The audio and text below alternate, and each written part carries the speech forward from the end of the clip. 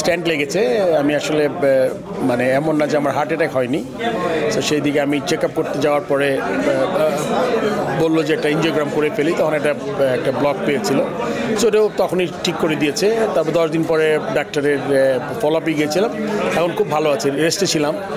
আপনাদের জন্য অনেক বড় একটা চ্যালেঞ্জ ছিল সবাইকে কনভিন্স করা, মানে আজকে শেষ পর্যন্ত কীভাবে সবাইকে কনভিন্স করেন, এই চ্যালেঞ্জটা কীভাবে উতরালেন? আমার মনে কনভিন্স করার ব্যাপার থেকে যে আপনি মনে করেন খেলাটা লিগটা মাঠে গড়ানো খুব জরুরি। বিকজ আপনি জানেন যে যদি কেউ কোনো ব্যক্তিগত এজেন্ডা নিয়ে না খেলতে চায় আপনি কিছু করেন নাই। বাট আমাদের সবচেয়ে বড় ডেফিনেটলি ক্লাব, আমি যেটা বলেছি আমাদের ক্রিকেটের ব্যাকবোন হলো গিয়ে ঢাকার ক্লাব।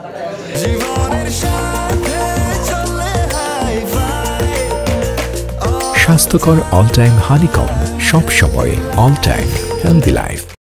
আমি আশা করবো তারা আসবে এবং তারপরে বলবো যে প্লেয়ারদের জন্য আপনি জানেন যে আপনার ন্যাশনাল টিমে তো সব প্লেয়াররা খেলে না, আপনার এই টুর্নামেন্টগুলো খুব ইম্পর্টেন্ট ফর দেম। সো এই লিগটা হওয়াটা খুব জরুরি। বিকজ যেই লেভেলে যতটুকু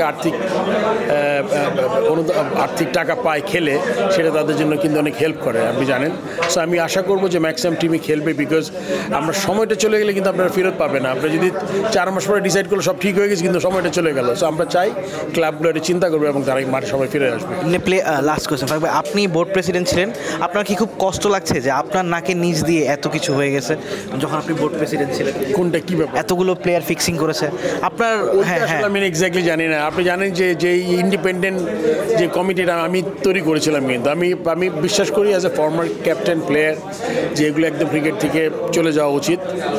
সেই জন্য আপনি একটা কি বলে আপনার ওই জাস্টিস প্লাস 2 জন মেম্বার দিয়ে কিন্তু এই করেছি। আমি মনে করেছি যে আপনার সব কিছু কিন্তু রিলেটেড, আপনি একবারে শেষ করতে পারবেন না। বাট আপনি যতটা সম্ভব সাবধানী করতে হবে আপনাদের, তার সাথে আম্পায়ারিং মাঠ এটা সবই আছে। সো এটা আসলে মানে সবাই বলছিল কিছু না কিছু হয়। সো এটা আসলে আমি এক্স্যাক্টলি রিপোর্টটা আমি জানি না। সো আমি ওইটা কমেন্ট করা, যারা আছেন তারা যদি দোষী প্রমাণিত হন তাদের কি এমন কত বছরের শাস্তি? টু আর্লি, বিকজ আমি ভাইস প্রেসিডেন্ট, আমি জানি এটা বোর্ডের ডিসিশন হবে, প্রেসিডেন্ট আছেন, তারা মিলে হয়তো এটা 5 বছরের